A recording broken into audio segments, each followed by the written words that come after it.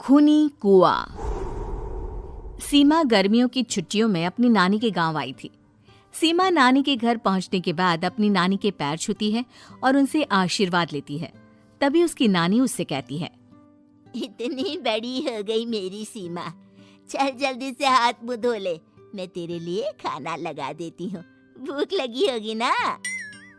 हाँ नानी, भूख तो लग रही है मुझे, आपके हाथ के बने हुए पीले दाल और चावल खाने की। कितना टाइम हो गया है मुझे आपके हाथ का बना हुआ दाल चावल खाए हुए। तू तो नौकरी में व्यस्त थी, तो तुझे कहाँ से टाइम मिलेगा अपनी नानी के लिए? और जब इतने टाइम बाद आई है तो ज्यादा टाइम के लिए रुक कर जाएगी तू। हाँ नानी, इस बार पूरे 2 महीने के लिए आई हूँ।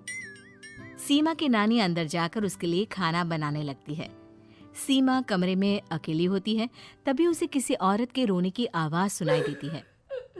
वो कभी खिड़की से बाहर झांकती है तो कभी दरवाजे से बाहर झांकती है। उसे समझ में नहीं आ रहा होता है कि आखिर रो कौन रहा है। तभी नानी खाना लेकर आ जाती है। वो अपनी नानी से कहती है, नानी, कोई औरत रो रही है क्या? मैं जब से यहाँ आई हूँ तब से मुझे यहाँ किसी औरत की रोने की आवाज आ रही है। हे भगवान, कहीं ये वही तो नहीं? बोलो ना नानी। अरे कोई नहीं रो रहा, ये तेरे मन का वहम है। और तू ना अब खाना खा ले, ज्यादा यहाँ वहाँ की बातों में ध्यान मत दिया कर। जल्दी से खाना खा और फिर मेरे साथ आ जा मेरे कमरे में, दोनों बैठकर खूब सारी बातें करेंगे। ऐसे ही अगले दिन सीमा अपनी नानी के साथ गांव के बाजार जा रही होती है। उसी रास्ते में फिर से किसी औरत के रोने की आवाज आती है। वो अपनी नानी से कहती है, अरे नानी, क्या सच में तुम्हें अभी भी किसी औरत की रोने की आवाज नहीं सुनाई दे रही? मुझे किसी औरत की बहुत बुरी तरीके से रोने और चीखने की आवाजें आ रही है। मैं बहुत परेशान हूँ नानी, आखिर ये कौन है?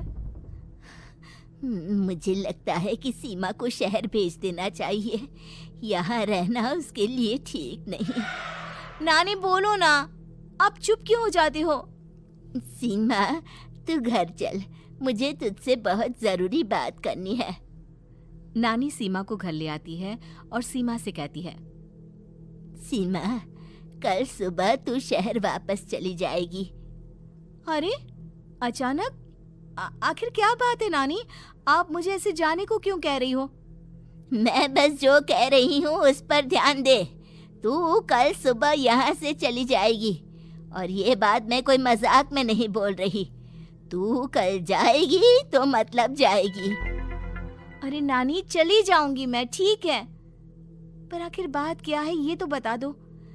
मम्मी से कोई बात हुई है या फिर मुझसे कोई गलती हुई है जो तुम मुझे अचानक से जाने के लिए बोल रही हो? देख सीमा, रात बहुत हो चुकी है और मुझे इस बारे में कोई बात नहीं करनी। चल, अब चल के मेरे साथ सो जा। सुबह की बस पकड़कर तुझे शहर भी तो जाना है।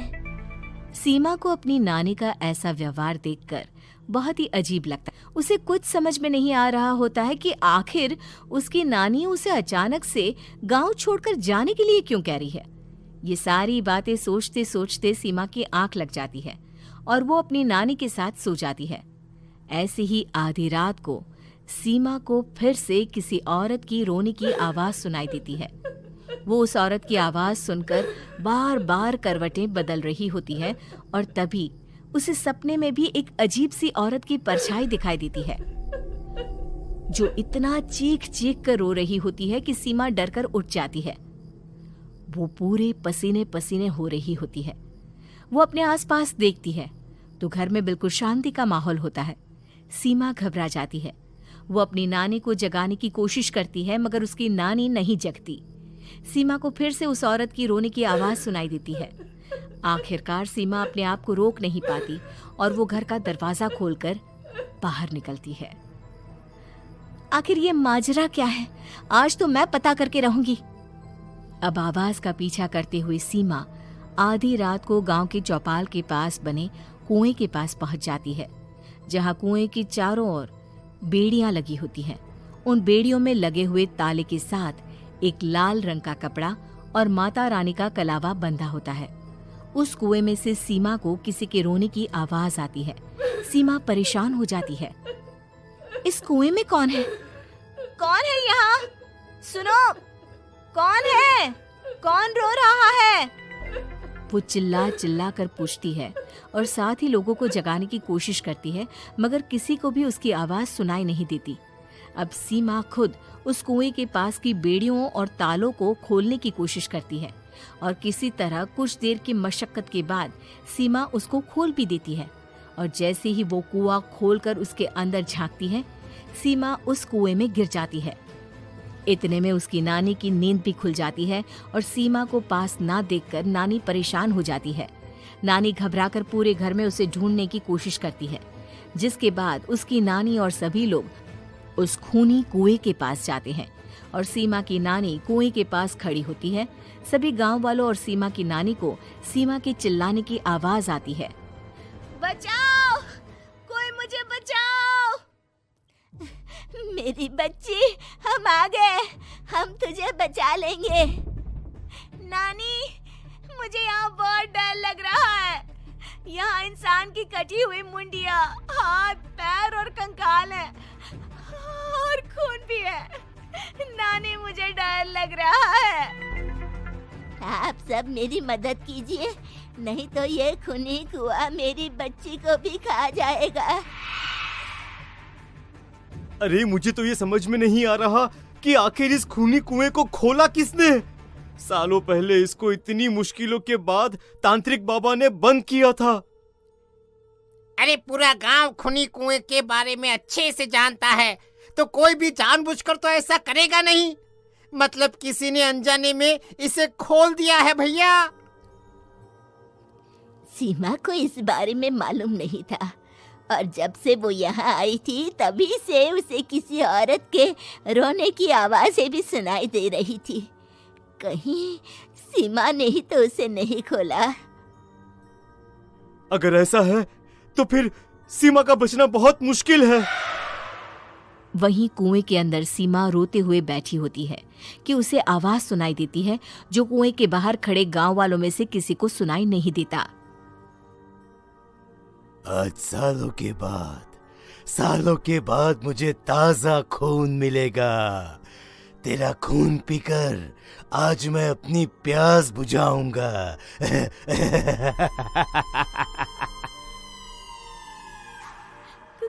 कौन है? मत मारो प्लीज, मुझे जाने दो प्लीज। मैंने किसी का क्या बिगाड़ा है? वो तुझे मरने के बाद पता चल ही जाएगा। जितने में गांव वाले और सीमा की नानी कुछ सोच पाते, उतने में उन्हें सीमा के चिल्लाने की आवाज आती है और अगले ही पल सब शांत हो जाता है। क्या हुआ? सीमा, मेरी बेटी। माफ करना बहन, लेकिन अब सीमा वापस नहीं आएगी। हमें एक बार फिर से कुएं को बंद करना होगा। गांव वाले तभी तांत्रिक को बुला कर लाते हैं। एक बार फिर अपनी शक्ति से तांत्रिक बाबा उस कुएं को हमेशा हमेशा के लिए बंद कर देते हैं और वहां एक बोर्ड लगा दिया जाता है कि यहाँ आना मना है।